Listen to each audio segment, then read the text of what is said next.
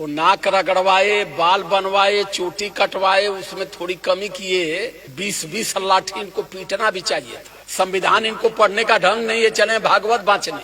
सबसे ज्यादा तो हमें लड़ाई अपने यादव समाज से ही इस समय करनी पड़ रही है।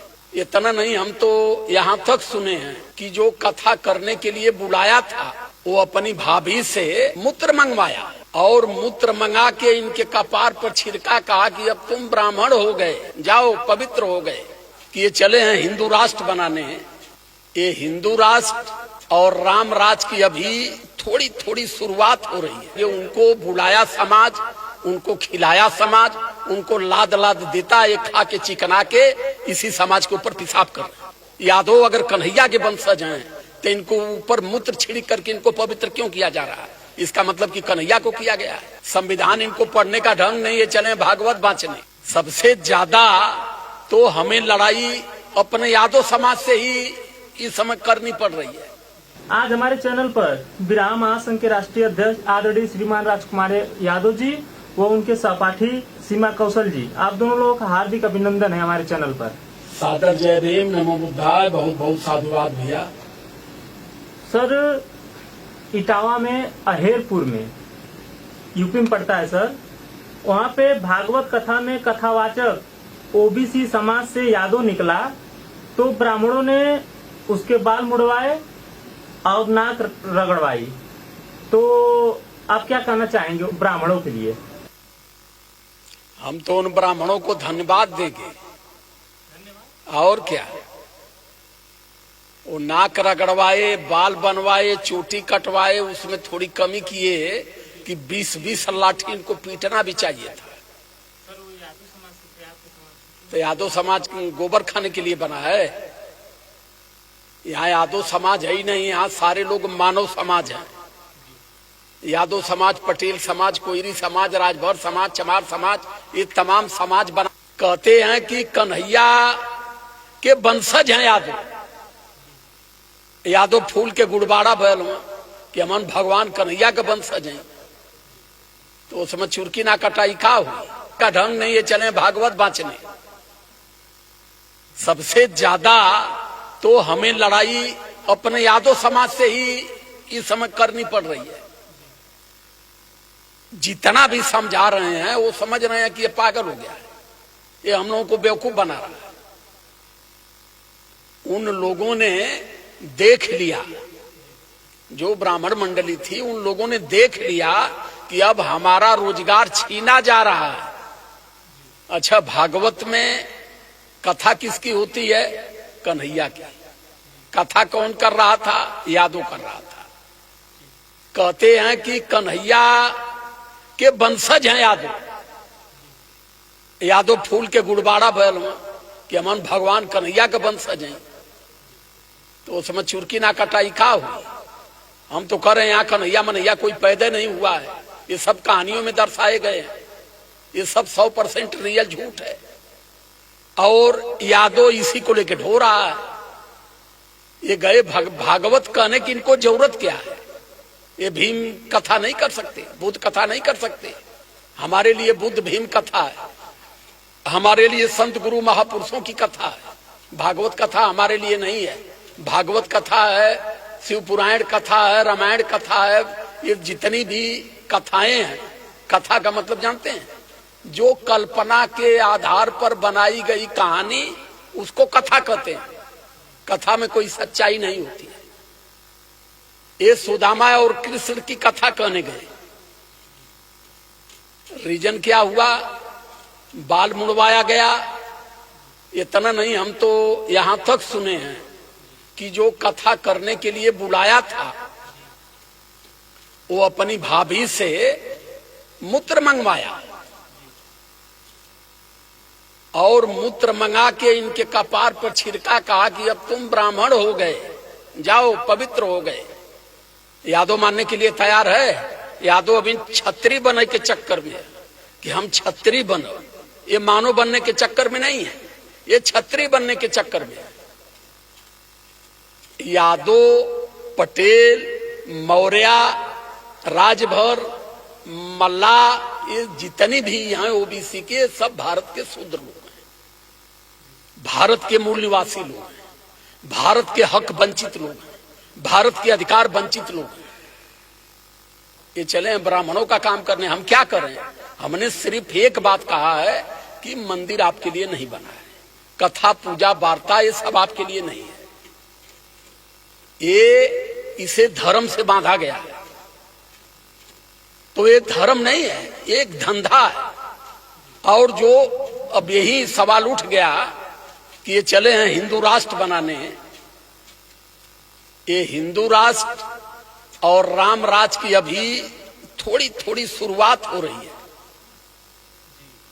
हमने हिंदू राष्ट्र का जो पर्दाफाश किया कि हिंदू राष्ट्र में यही होगा, हिंदू राष्ट्र में यादव केवल भैंस चराएगा, मौर्य केवल सब्जी उगाएगा, नाई केवल बाल छीलेगा, इनको एमपी एमएलए डॉक्टर इंजीनियर प्रधान प्रमुख बनने के सारे अधिकार खत्म कर दिए जाएंगे। ये राम राज्य में और हिंदू राष्ट्र में यही होगा। इनको फर्जी हिंदू बनाए।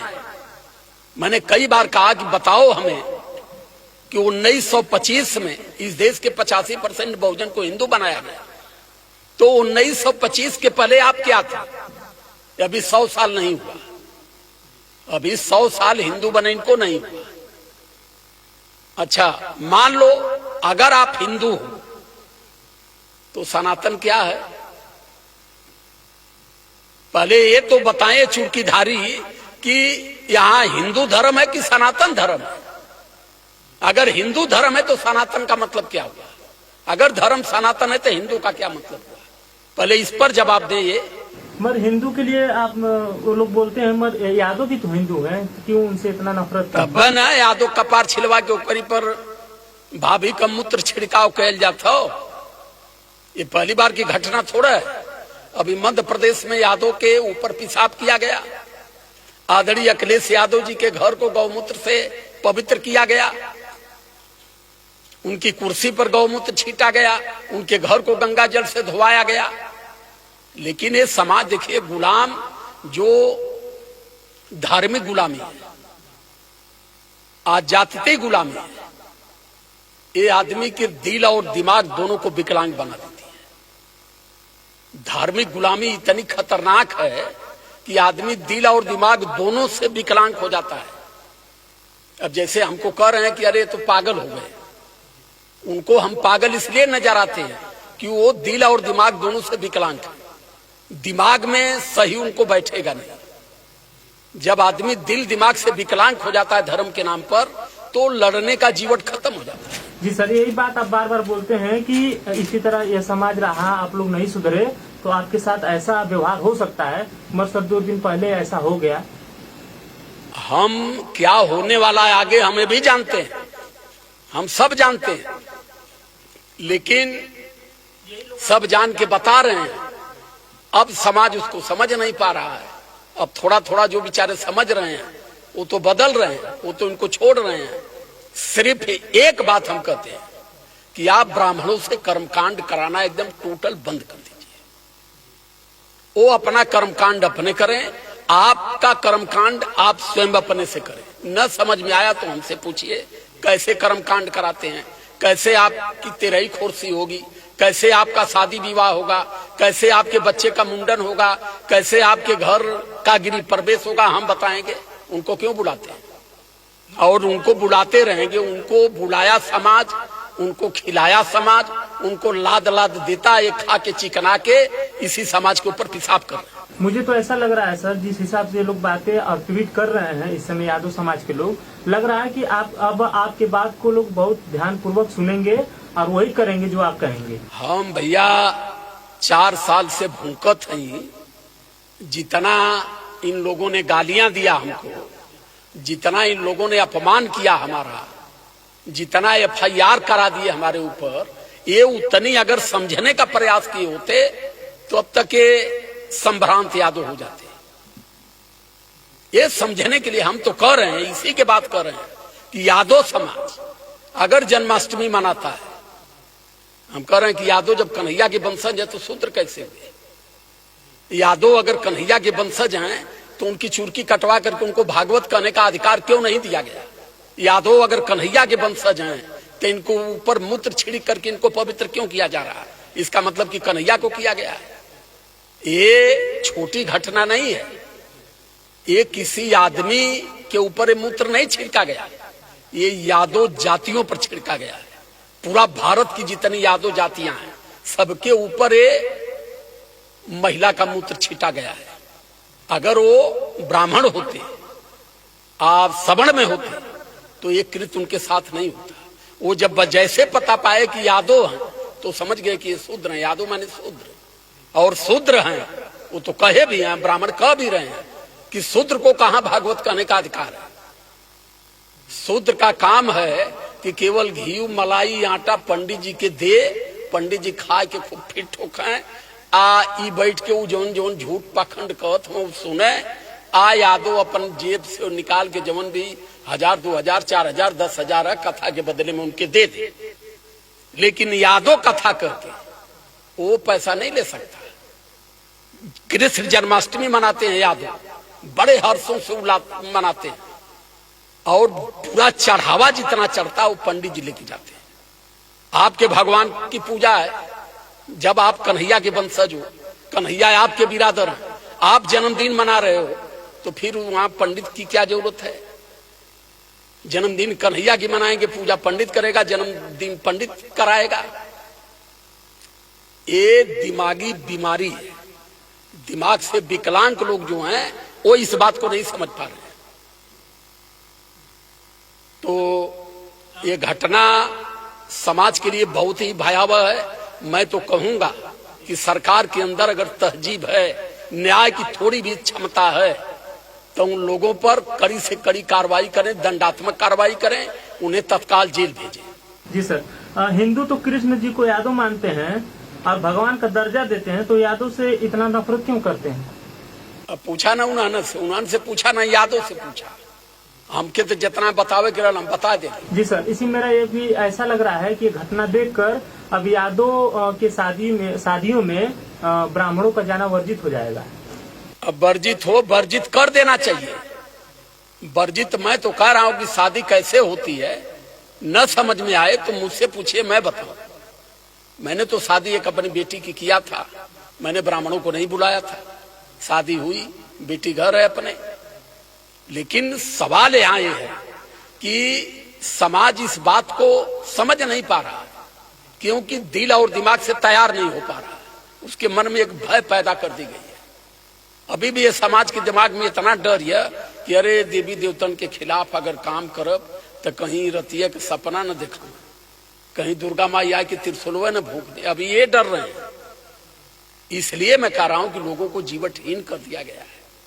जिस दिमाग से देवी देवता धर्म पाखंड जातियां निकल गई, वो दिल और दिमाग से आदमी इतना स्वतंत्र हो गया, इतना स्वस्थ हो गया कि कोई भी लड़ाई, कोई भी मोमेंट, कोई भी आंदोलन कर सकता है। जी सर, मैं सीमा कौशल जी से जानना चाहूंगा, इतना बड़ा घटना हो गया, आप इस घटना पर क्या कहना चाहेंगे? घटना के बाद बाबू पूछ रहे हैं,